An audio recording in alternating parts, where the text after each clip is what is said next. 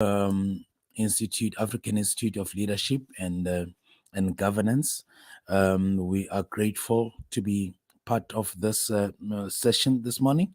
We'll be tackling the issues on how to strengthen democracy in our developing world, just to ensure that we come up with some interventions to strengthen our leaders. I come from a financial services background with more than 20 years, 2 decades in those industries, including motor trade, and with a speaking career in different countries, even abroad. So it's quite an honor for me to meet you this morning, to be with you this morning. I just want us to kick off with discussing the ways and means how we can deepen democracy in our developing world. We are grateful that we have experienced most countries in Africa are now democratic countries. We've seen and experienced democracy. So it's upon us now that we deepen and strengthen the fruits of our democracy. How do we measure and see that we are on the right track? Number one, we have to ensure that in our countries we have effective governance that meets the needs of the masses. So those are part of the yardsticks that checks whether we are on the right track with our young democracies in Africa. And the second point would be the accountability. Is our government accountable? Is our leadership accountable? Or they're just bordering on dictatorship? Or they just do as they please? They assume that being in power, it means to self-serve and actually go on a journey for wealth, personal wealth accumulation. So the next issue, the next yardstick that we look at is transparency. How transparent are our systems of government, followed by financial and administrative procedures and processes that have got to be in place, that there is proper regulations for the Reserve Bank, for the banking community, and the administrative, even the reporting, the recording of the incomes and expenditures of all our government departments and so on and so forth. That has a direct bearing on both the private sector and the public sector alike. And the next issue would be to ensure that we've got a new skill set and a continuous upskilling of our public servants to ensure that they cope with the global implications, because we now live in a global village. What happens in Africa also is happening in Europe. So we need to ensure that our skills are developed and sharpened so that they cope with the global implications on our national and local policy frameworks and the program options that we actually get to choose as a country. And the next issue would be the effective regulatory frameworks that we put up in place to ensure that our democracy is safeguarded. And the next issue would be the judicial systems, which is very important. Our judicial system should actually reflect complete independence and impartiality, so that we know that we are on the right track with our with our democracies.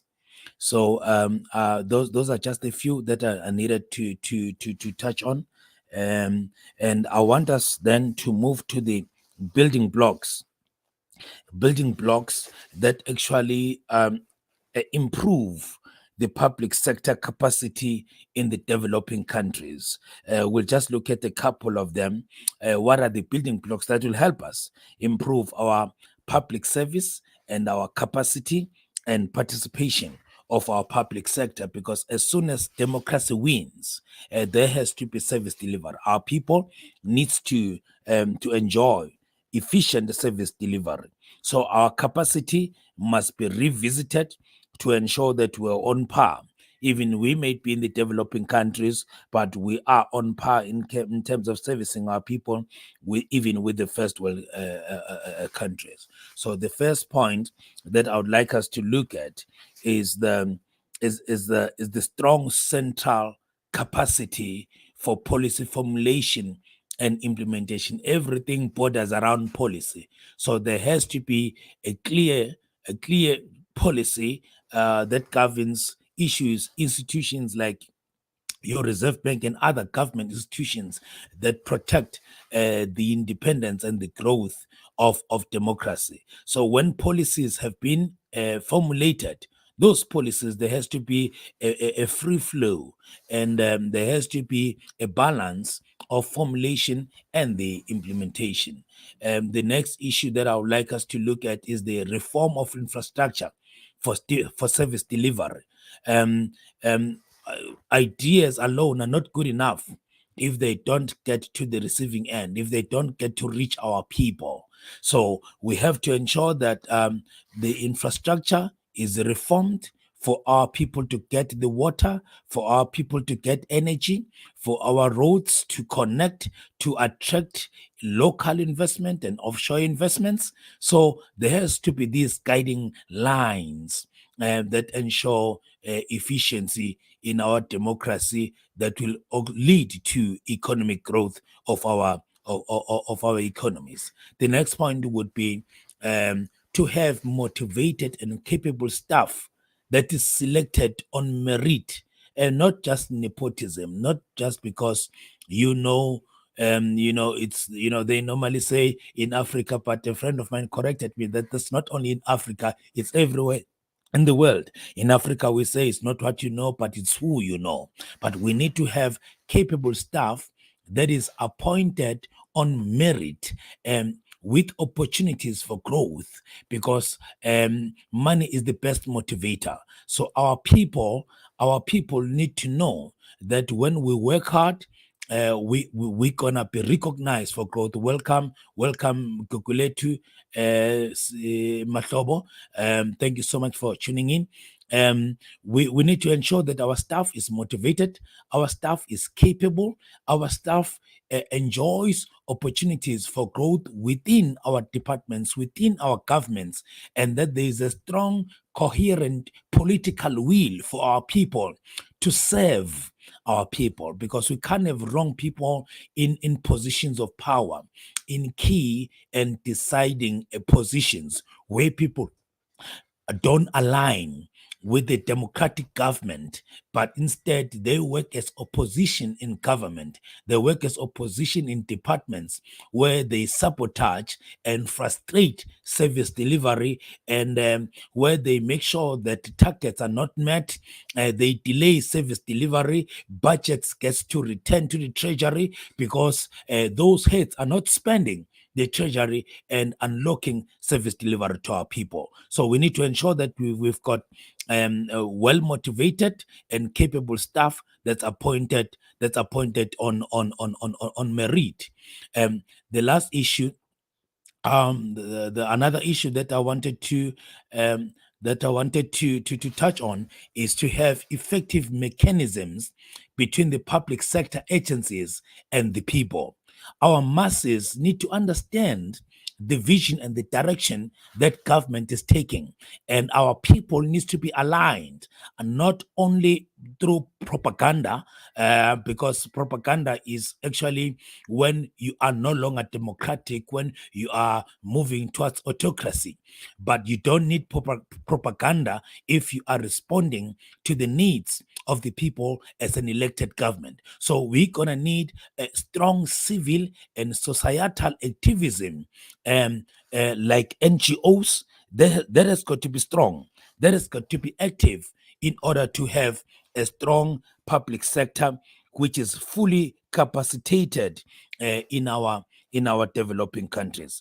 And another issue that I want us to touch on would be the critical factors that will determine the success or the failures of judicial reforms, because we said earlier on, our judiciary needs to show impartiality, and our judiciary needs to show total independence to powers that be. If that is compromised, the trust that people have, and the safety that people have on our justice, becomes questionable. So I want us to look at these couple critical factors. Number one, we need to have a full support at all levels, rather multiple levels, which involves a bottom-up initiatives of an active civil society participation. So watch this. It doesn't have to be a top-bottom, because a top-bottom, it is to control the people, to the powers that be, for the advancement of those in power at that particular time. But when you have a bottom-up approach, that is when people are able to make demands informed by their needs, other than being directed and informed by their governments. That's manipulation. So we need to ensure those should be the checks and balances that ensure that we are successful as a democracy. Before, yes, is somebody online? Okay. All right. Okay, let me proceed. And then we need to have a noticeable gap between no, the next point would be, yes, a noticeable gap between the magnitude of the problems, because you need to identify the problems that you face as a country, as a department, even as a business. You need to notify, although we're talking about democracy in countries, but also this is applicable to the private sector, to your businesses, even to NGOs. So you need to identify the gaps of the problems that you have, the problems that you face as a country, or the problems that you face as a business, and you compare that vis-a-vis the amount of investment that is appropriated and channeled by the national governments and the international community, or the budget that is channeled by your business, maybe your holding company, to ensure that the direction and the vision, the mandate of your company is indeed achieved. Then the lack of adequate funding and infrastructure for remuneration of skilled expertise and of skilled professionals, in a democracy. You need to ensure that the judiciary is independent, but you need to ensure that your judiciary is remunerated according to global standards, because if you're not going to have your judges who are well paid, you expose them to bribery, or you expose them to what we call a brain drain, where your professionals are attracted to other countries and other economies because of better remuneration. So for you to have a balanced judiciary, independent and impartial judiciary in your country, you need to ensure that your judges and other related personnel that work in the justice departments, they are well paid. That includes operational budgets of commission. If we use South Africa as a case study, in South Africa right now, we just had a Zondo commission that received a budget between 1 billion to 2 billion, and there was a lot of media outrage because of the budget that was allocated to the Zondo Commission that was investigating the state capture. You look at the history of our new democracy in South Africa, where we had the Truth and Reconciliation Commission, just after the democracy during the Mandela era. It took a lot of money, a lot of time, but budget were approved. The Goldstone Commission, the Haifa Commission, the Ntapo Commission, that actually delivered the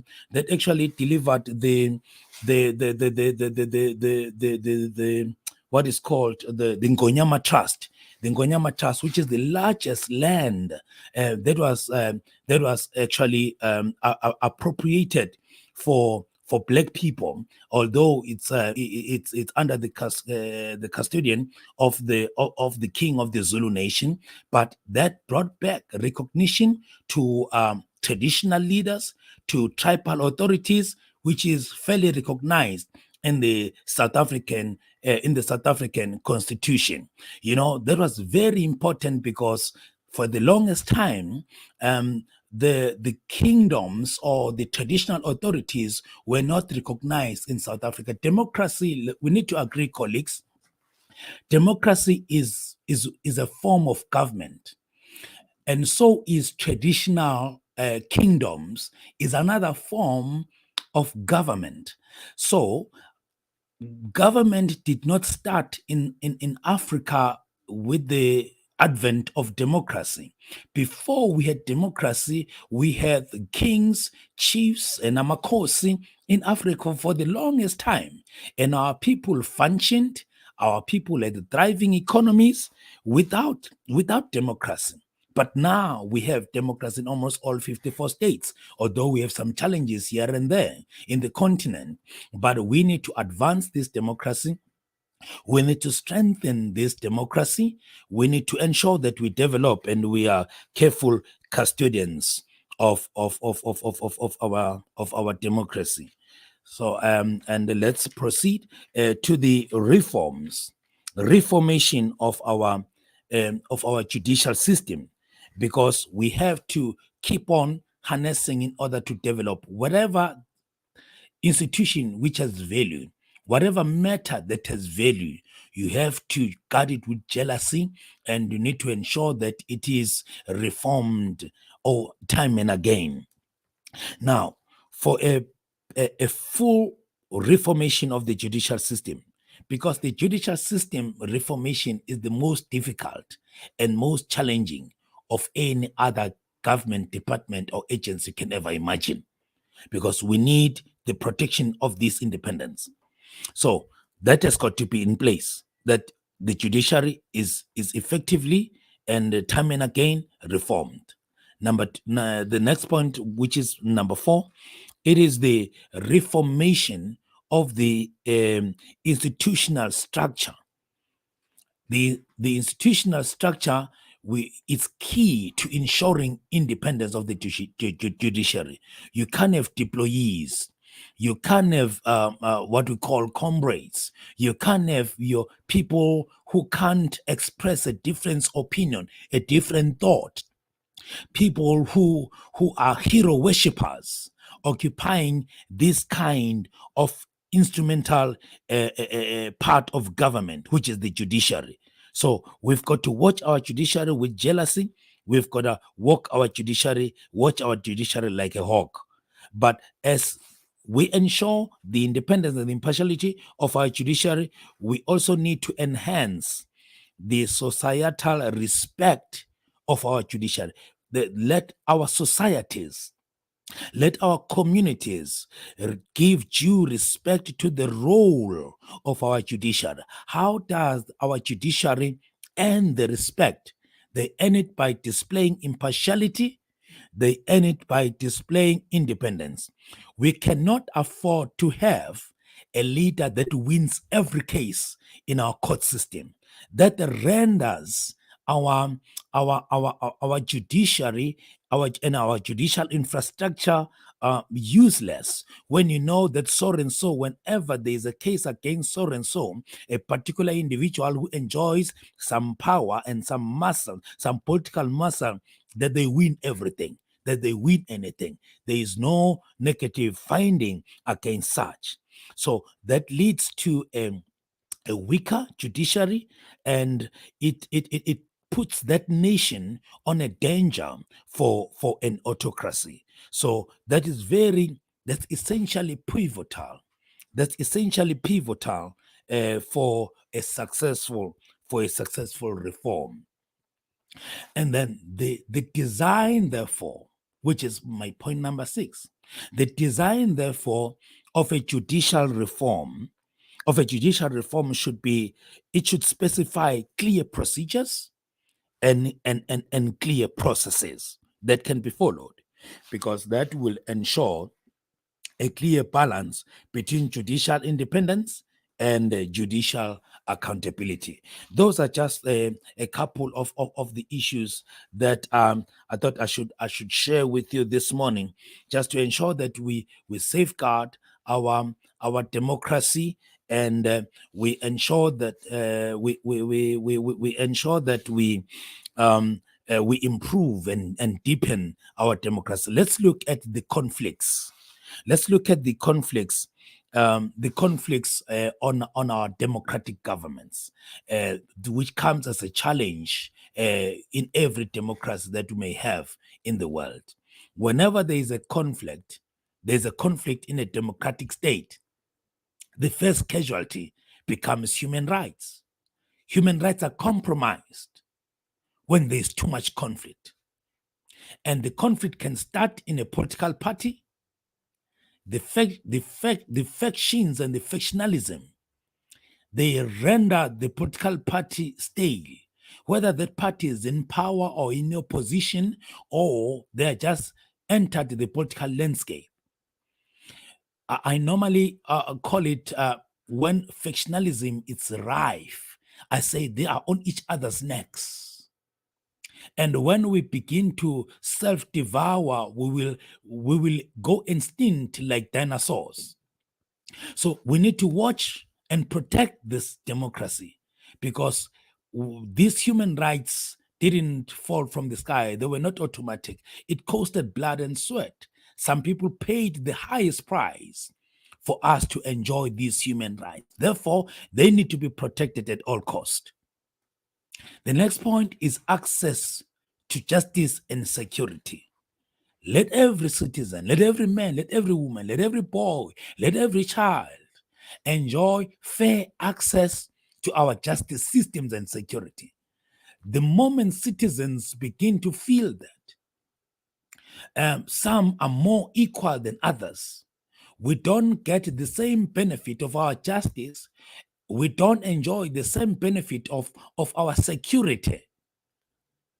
The moment we become a police state where police terrorize people anyhow, and they're not held accountable, our democracy has reached the lowest levels. So we also need to ensure that we have healthy electoral and legislative systems and processes, like the IEC. When we go to elections, we don't need to thumb suck and predict that party A or party B will win the election, because you know that, after all, elections are rigged. They are just a process that is not respected. So in all our democracies in the continent or anywhere else in our developing world, we need to ensure that our electoral systems are healthy, our electoral systems are free and fair, without fear, without favor, and we know that our legislative systems are fully fleshed and our processes are transparent. They're well defined and they're clear to everyone, and even the man on the street. The next point would be the decentralization and local government. When our governance, or when there's a conflict that has reached its highest levels on our democratic governance, the decentralization of services, they become limited. In fact, limited is an understatement, because it is either disrupted, no water, no electricity, no services, no health systems, no education. We've seen that during the struggle in South Africa with the call for making the country ungovernable. Electricity was a privilege to the few. Others even had to go into exile to access education because services were disrupted. When there is conflict in a democratic state, we go back to an era before democracy, because there is a clear disruption of services, If services are rendered, those services are manipulated. They are rendered only to followers and to loyalists, or to the elite class that is ruling. The normal citizens are not enjoying the fruits of their democracy. So these are the signs that show a weak democratic state. And we need to know which direction and ensure that our societies are mobilized. We know that we have active citizenry, because our people can't just afford to be quiet. We need to understand, I know as Africans, we come from an era of kings and chiefs. Our elected officials, they begin to behave like kings and chiefs, of which kings are born, they're not elected. Kings, they reign for a lifetime. Our elected officials are in office for 5 years. But as soon as they're in power, they begin to behave like kings. They begin to dominate us like we are their servants. And we should rebel, reject, and revolt against that. When we have elected them in power, we still have power to keep them in office or chuck them out of those offices if they don't deliver. We need to have clear KPIs, key performance indexes, to ensure that they deliver the services that we elected them for. We can't elect people and worship them. We can't elect people and be their servants. So they need to be clear they are there to be servant leaders. If they become chiefs and kings when we elected them, then that becomes a problem. Then the civil society should rise, because that is the electoral power, that is the electoral vote. Then the next point that I need us to look at is our public administrations. When there is conflict in our democracies, public administration is also sacrificed. The capacity of the state to govern is not functioning to its maximum capacities. Now, people are suffering. The government, the civil servants don't get paid.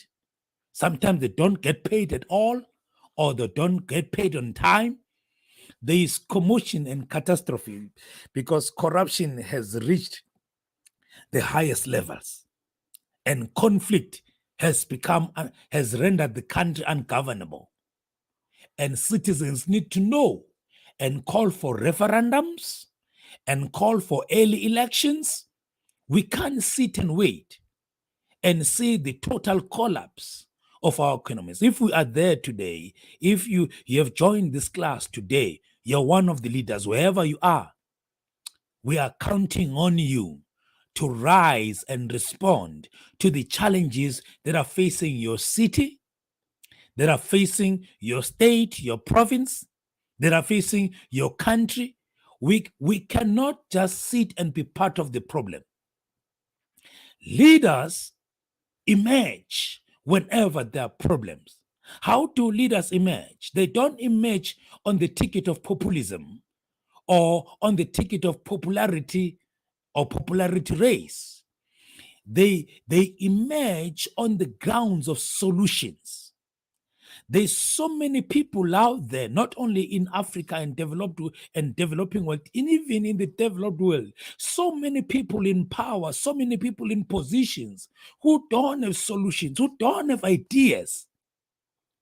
They are supported with the researchers, they are supported with academics, they are supported with intelligent people, but they can't seem to decide and to see and identify the practical and achievable solutions that can help take us from where we are.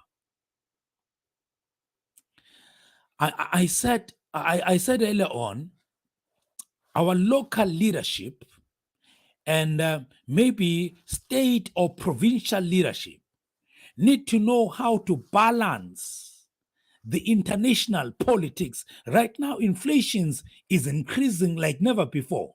Here in our developing and even in the developed, because we are now a global village. What happens in Europe has a direct bearing in Africa, has a direct bearing everywhere, in Asia and anywhere else.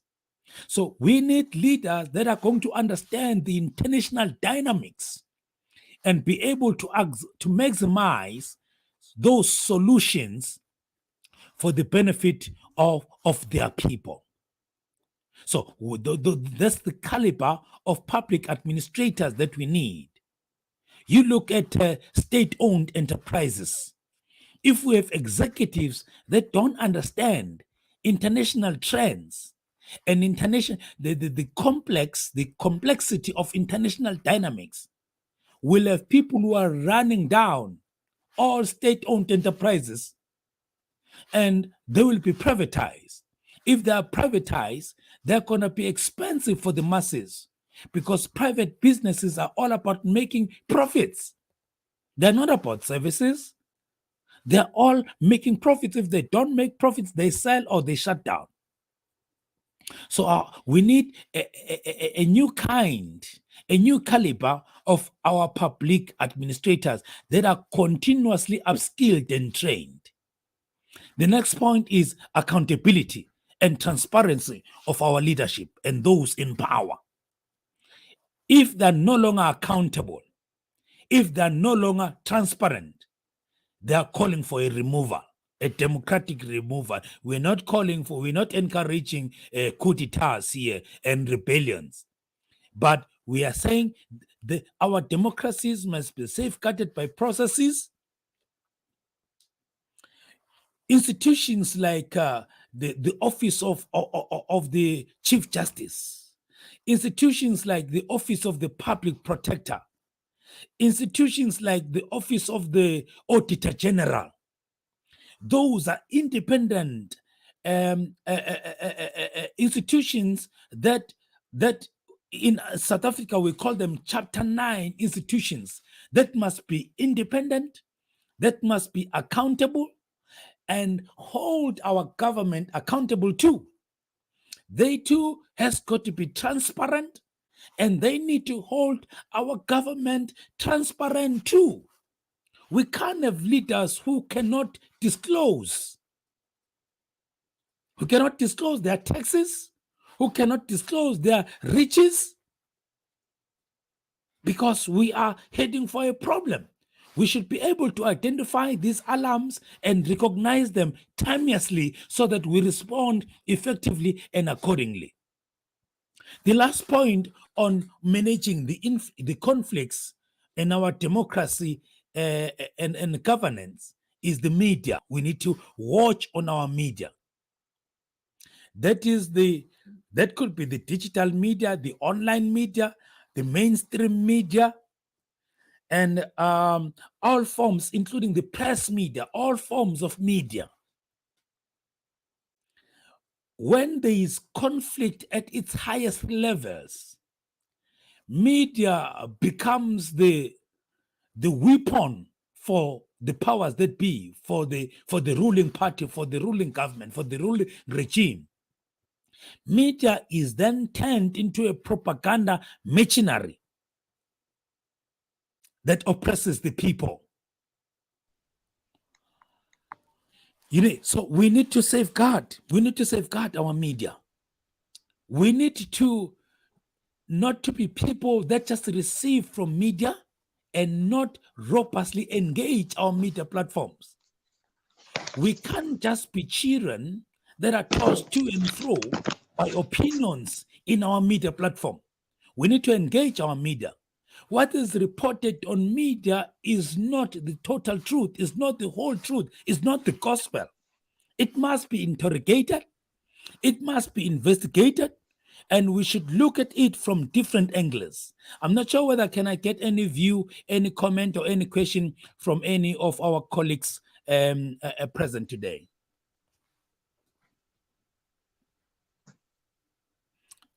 I will give the floor to any of our colleagues. Welcome, Mr. Malombola. We recognize you, sir. Thanks for coming through. Thank you so much. Most welcome.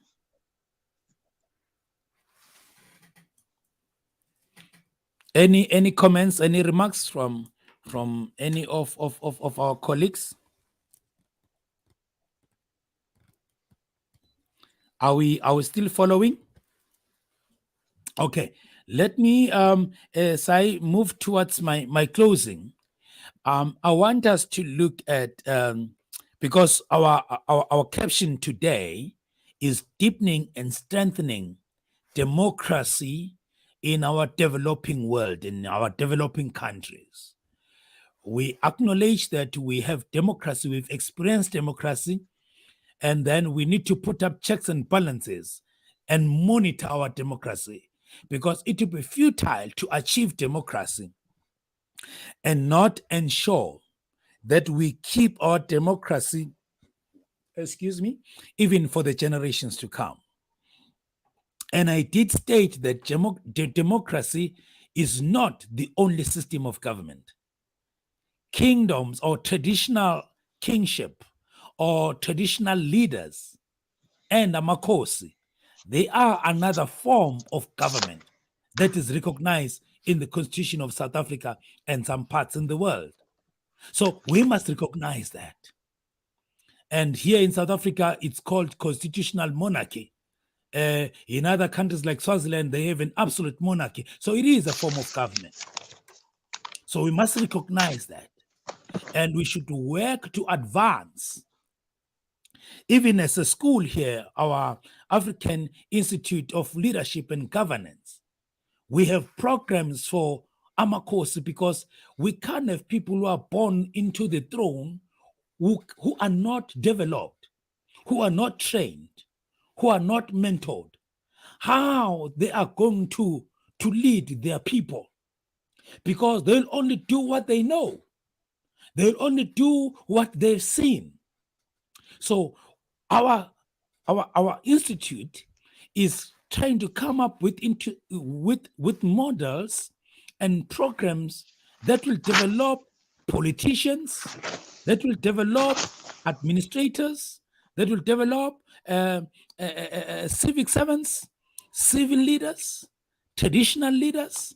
Amakosi, we need to come up with solutions. We all about solutions here.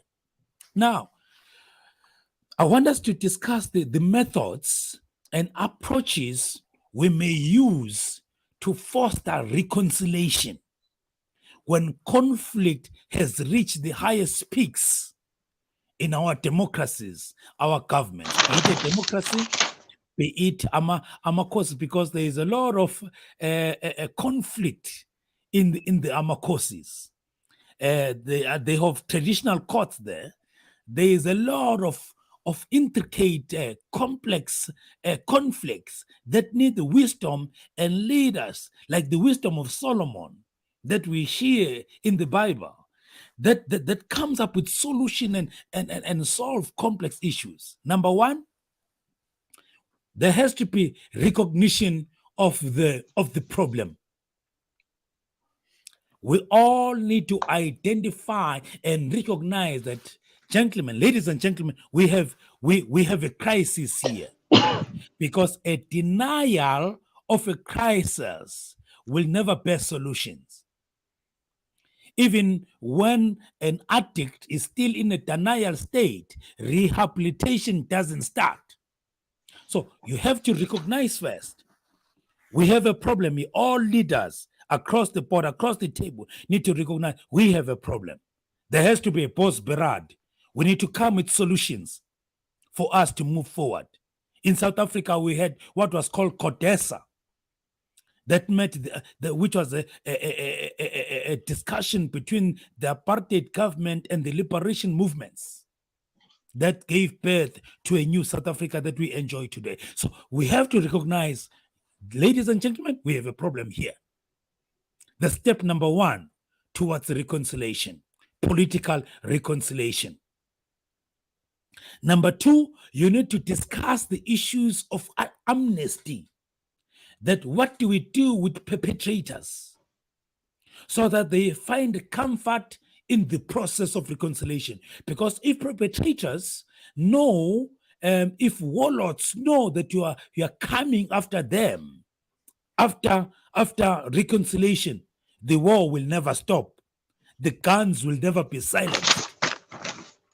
So the issues of amnesty need to be discussed fair and square, and they have to be above board.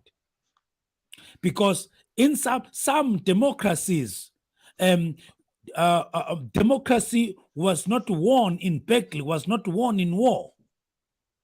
But in most cases, like ours here in South Africa, it was a negotiated settlement.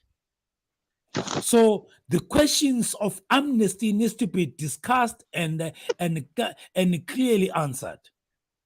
Then the next issue that needs to be addressed is vulnerability.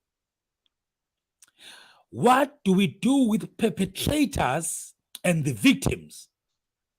That's what the Truth and Reconciliation Commission of the late Archbishop Desmond Tutu was trying to achieve. To address and nurture, to try heal the vulnerability of the victims and the perpetrators. And the next point will be the willingness of all parties to move forward, to forge forward. Everybody has got to be willing for reconciliation to be achieved, for our democracy to be protected and enhanced. There has to be a decisive willingness from all leaders across the divide to say we are forging forward at all costs. And moreover, we need to agree on internal and external mediators. I'm sure some of you know that here in South Africa, one of the strongest party before democracy, before 1994, was the IFP, the Inkatha Freedom Party. That party entered elections 21 days before the elections, when the election date had been set for the 27th of April 1994. They only had 3 weeks to campaign. And had the IFP not participated in the 1994 elections, the elections, the first ever democratic elections in South Africa would never have been free and fair, because there was going to be some 10 to 20 million citizens who would never have participated in the voting had the IFP, because it had a big constituency at the time, because it had been controlling the KwaZulu government as the homeland. Now, it took some external mediators, particularly a professor from Kenya, when the international community had come, negotiated, and departed. I understand that a pastor called Ray Macaulay from Joburg was one of the mediators who flew down to Lundi to meet Dr. Chief Mangosuthu Buthelezi, and he was not convinced. One of the mediators was the late Dr. Miles Monroe from Bahamas, the leader of the International Third World Leaders Association. He was down there, went down there to Lundi to negotiate. A peace deal was not brokered because they were demanding that the king should be recognized in the constitution. But thank God for the professor from Kenya who managed to ensure and brought the IFP on board on the table. And South Africa experienced their first democratic elections with the intervention of external mediators. So the international community has got to be activated to ensure that reconciliation is protected in any democracy in the continent or anywhere in the developing and the developed world. Can we get any comments or any remarks from any of our colleagues on the subject at hand?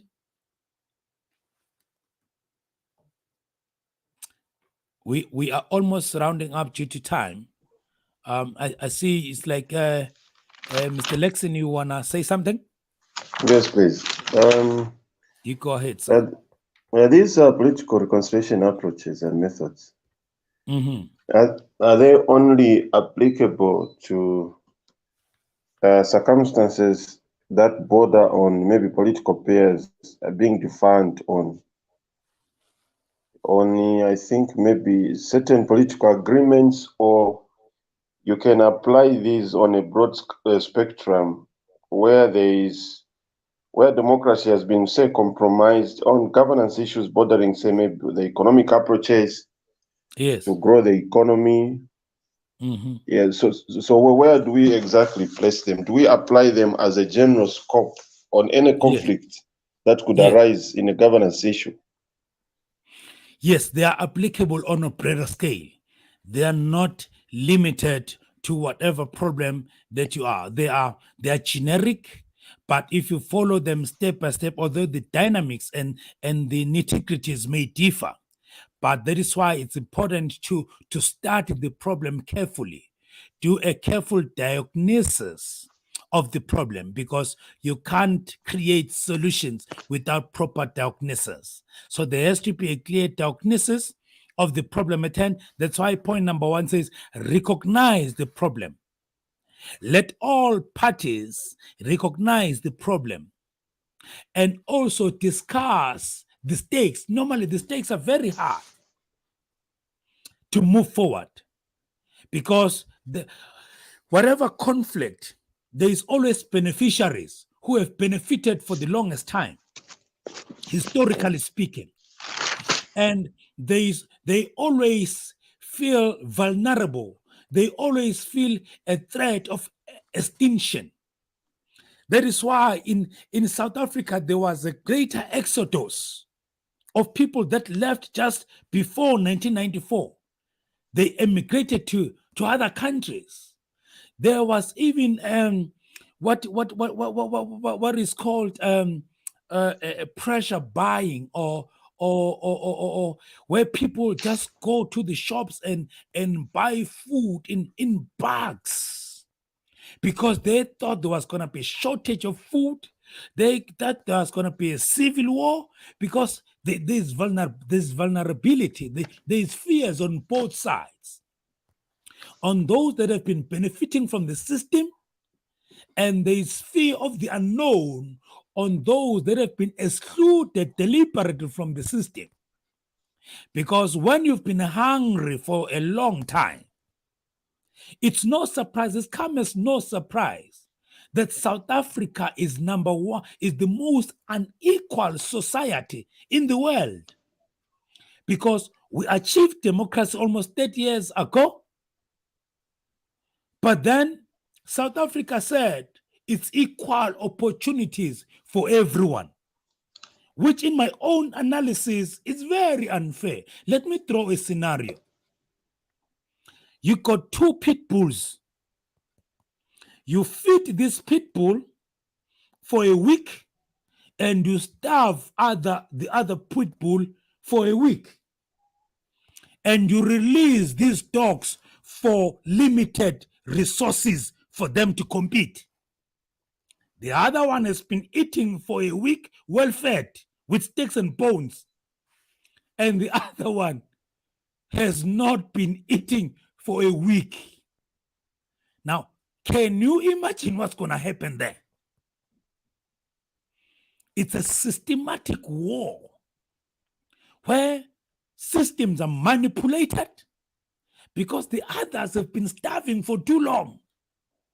Mm. What happened in South Africa, the other food pit bull adopted other players, co-opted them for protection. And the masses have not seen democracy. The masses have, you look at places like Sandton and Alexandra. It's like you're driving to different countries, yet you are just taking a drive 3 minutes apart. And I don't think our leadership has solutions. You look at our city where we are based as a headquarters for our institute in Durban. 20 years ago, they had projections of wiping off informal settlements. 20 years later, nobody's talking about that. Nobody's interested. It's like it was never mentioned. The NDP of South Africa, the National Democratic Plan, which had 2030 objections and targets. I'm happy for the first time our government has agreed that 2030 is not going to be achieved by not a chance. We should either talk to 2050 or 2060. But I'm happy with that kind of admission that shows that some people are now becoming practical and pragmatic, because there's no point in singing choruses on stuff that will never deliver. So these points that we highlighted here, thank you so much. To be precise, we're talking at the according to the Goldman Sachs, they're talking about 2050 path for growth and development. But I was more talking on what South African government had, which was 2030, and they've admitted they're not going to achieve it. So these points that I have outlined, the problems might be identified and recognized. We don't need to be in dreamland. We need to wake up from our dreams and smell the coffee. When we talk of amnesty, I'm not only talking of amnesty, but I'm talking on management of the problem. How do we manage this problem? How do we manage fears? Because when fears are not properly managed, you're going to experience a revolt from those who are commanding power in the status quo, in the present day status quo. So their vulnerability, they need to feel safe. They need to be made safe. Then, as soon as they are willing, all parties are willing, then the advent of democracy, the advent of economic growth, only then it becomes a possibility. But you need to do that on par, in tandem with the internal forces and the external forces, because we all now live in a global village. We cannot operate in silos. I think I'll round up right there for the benefit of time. Yeah, I think there's time, because there was a quality that I wanted to have, but I think time is not with us, because Yes. the scenario presented is, I think, dates us back maybe 2 years ago in Zambia, Yes. where the opposition political players felt that there was a problem, there was a breakdown in the rule and order, and there were just a lot of things that were going, I think, away in terms of governance. But we have a body in Zambia called the Inter-Party Dialogue, Yes. which was like a facilitator to bring the warring parties together. And up to today, the process just failed off. I think external players were brought in, but government put its foot down that we are more than able to deal with our internal processes in terms of conflicts. Yes. But even when the external players were pushed away, still this problem, when you analyze the governance structure, it is still there, because the problems were not resolved. Yes. Yes. So the opposition that has taken over, and which was then in opposition, they had conflicts that felt were conflicts. But even now, we see that they were not sorted out, and because of that, yes, when you watch it from the outside, you begin to see I think pockets of political persecutions. I may deem them like that, because for me, they are rising from the denial to the conflict. Yes. Exactly. Yeah, I think the willingness to dialogue. Yes. So in this event, I don't know what other stakeholders to governance can do to revisit the problem. I've mentioned it a bit. I say it is the active society, the active civil society. We need to encourage that. And we said it has got to be bottom up. It should come from the ground. It should come from the masses. It's only the active civic society that demands accountability and transparency from the powers that be. You would recall here in South Africa, when the former president Jacob Zuma was actually taken out of office, the call did not start from parliament. It came from a public, from an active society, active civil society. So that has got to be mobilized. And it should work together with the international community. Even the apartheid system, you may as well know in history that Oliver Tambo, who was at some stage exiled in your own country, he spent 3 decades, 30 decades, as a reigning president of the ANC. He was not changing, the only longest serving president of the ANC, because he led the ANC for almost 30 years in exile. Part of his legacy, that is why even the Johannesburg International Airport was named after him, because the legacy of Oliver Tambo, President Oliver Reginald Tambo, was that he activated the international community against the oppressive apartheid system in South Africa. The UTF and many other civic movements in South Africa were active, but the international community had to be activated, had to be made aware. You see, so the only way you will move forward with any challenge that you face, there must be an active citizenry. The societies must be activated. They must be vocal. Yes, the powers that be will be oppressive, they will be brutal, they will arrest, but all those, look at the institution of June 16, 1976 in South Africa, that was not led by the ANC, it was not led by the PAC, but it was an active citizenry. Those young men, the likes of Tsietsi Mashinini and others are saying they were influenced by Biko. That's why Biko was killed the following year. But Biko was not part of the organizers of 1976. Not even Mama Winnie Mandela, who was in Soweto. She was not part of the organizers. But the active citizenry took charge. And the story of South Africa was written differently from 1976 right up to 1994. So up until citizens are active and the international community is activated, that's the only time you experience some change.